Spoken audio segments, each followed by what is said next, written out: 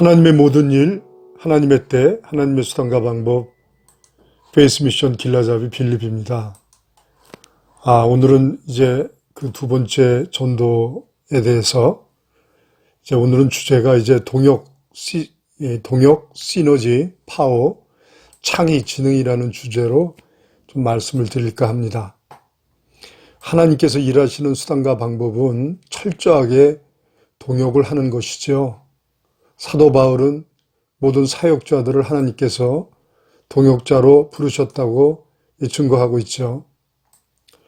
우리가 동역하면 이 시너지가 창출되고 상승 효과로 이 조직의 역량이 강화되고 따라서 조직 구성원들의 역량이 강화된다는 사실을 우리가 좀 이해를 해야 됩니다. 탁월한 사역자가 된다는 의미죠. 동역하면 조직 구성원들의 신뢰 소통, 정서 소통, 의사 소통이 활성화되면서 사역의 좋은 생각들이 공유되므로 모든 사역을 창의적이고 지능적으로 수행할 수 있게 됩니다. 그리고 동역하면 자발적으로, 자율적으로, 그리고 전략적으로, 조직적으로 일을 하게 되므로 사역의 유효성, 실효성, 효율성을 극대화시킬 수 있게 됩니다.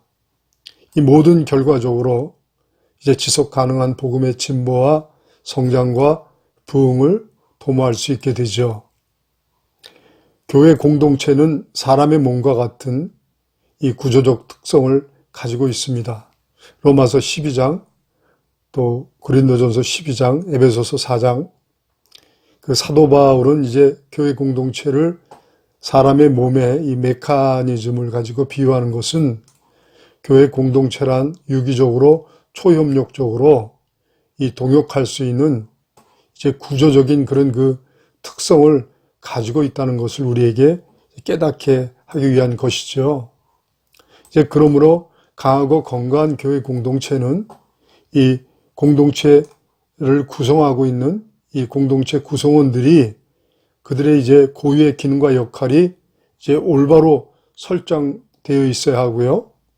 이러한 고유의 기능과 역할들이 유기적으로 연결되고 상합되어서 유기적으로 초염적적으로 서로를 돌보는 구조로 되어 있어야 한다는 것이죠. 여기서 우리가 전도를 하든지 교회 모든 사역을 실행하기 전에 먼저 사람의 몸과 같은 동역 시스템을 올바르게 구축하고 그것을 지속적으로 최적화시켜주는 구조 조정을 해야 한다는 것을 알게 됩니다. 이 복음을 전하는 일에는 우리 각자 사명에 대한 열정, 열심도 필요하지만 이 복음은 혼자서 개인적으로 각자 전하는 것이 아니라 항상 다수가 함께 유기적으로 초협력적으로 이 동역의 관계를 구축해서 전해야 하므로 우리는 항상 이 전략을 고려해야 되고 이 조직을 고려해야 합니다.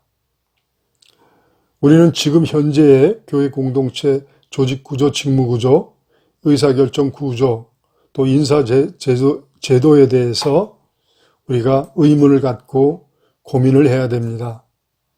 지금 현재의 우리 교회 공동체의 조직 구조, 직무 구조, 의사결정 구조가 사람의 몸과 같이 유기적으로 초협력적으로 동역할 수 있는지, 지금 우리는요, 우리의 사역 모드를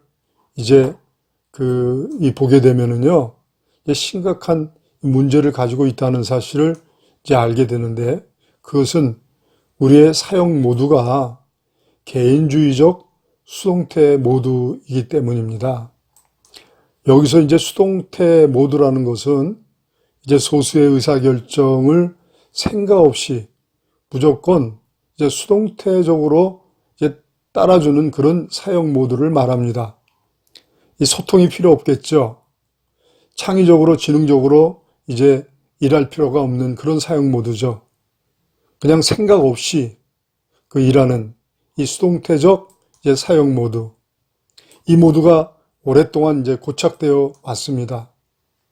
그런데 우리가 여기서 깨달아야 할 것은요, 이 공동체의 위기는 생각이 없이 일할 때, 소통이 없이 일할 때 슬그머니 찾아옵니다.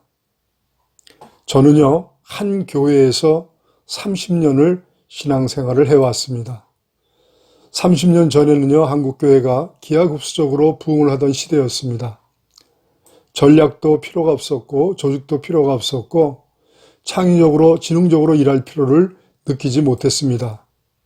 다만 열심히 불신 이웃을 교회로 초청해서 복음을 전하면 실적과 성과는 따라왔기 때문이고요. 교회는 기하급수적으로 부흥을 했기 때문입니다.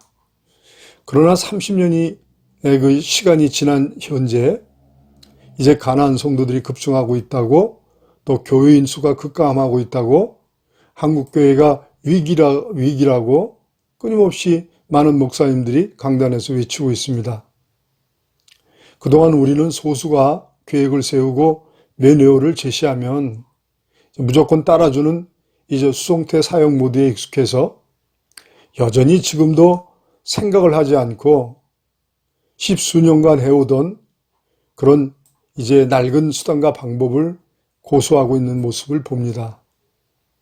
이제 수동태 모드의 사역 모드를 이제 우리는 능동태 사역 모드로 전환을 해야 할 시대입니다.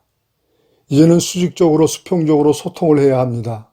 가장 중요한 것은요, 신뢰 소통을 통해서 믿음과 신뢰의 관계를 구축하고요, 정서소통을 통해서 사랑의 관계를 구축해야 하고요, 의사소통을 통해서 유기적으로 초염적으로 동역할 수 있는 동역의 관계를 구축해서 이제는 소수가 계획을 일방적으로 세우는 것이 아니라 이제 영적 전쟁의 전략적 차원의 사고를 할 수 있는, 생각을 할 수 있는 사역자들이 전략을 고려하면서 시스템을 고려하면서 자발적으로 자율적으로 사역할 수 있는 이 능동태적인 사역 모드를 구축해서 우리가 전도해야 하고 선교해야 하고 목회를 해야 한다고 생각합니다.